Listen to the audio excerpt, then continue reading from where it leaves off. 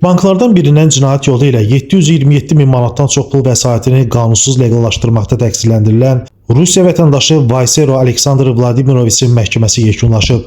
Bakı Azadlar Məhkəməsinin hakimi Namiq Kərimovun sədrliyi keçirilən prosesdə dövlət ittihamçısı Tural Yaqubov ittiham nitqi ilə çıxış edib. Prokuror məhkəməyə təqsirləndirilən şəxsin 5 il müddətinə azadlıqdan məhrum edilməsini təklif edib.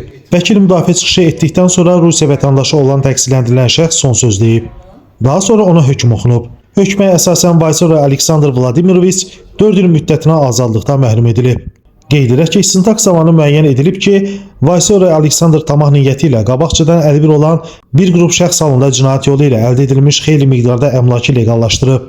Belə ki, Rusiya Federasiyasının vətəndaşı Vaysero Aleksandr Vladimiroviç ölkə hüdudlarından kənarda yaradılmış və qanunsuz fəaliyyət göstərən mərc, loto və digər qumar saytlarından daxil olmuş pul vəsaitlərinin həqiqi mənbəyini gizlədərək, həmin pul vəsaitlərini müxtəlif şəxslərin adına olan bank kartlarına hissə olmaqla köçürməklə ümumilikdə 727 min manatdan artıq pul vəsaitini qanunsuz leqallaşdırıb.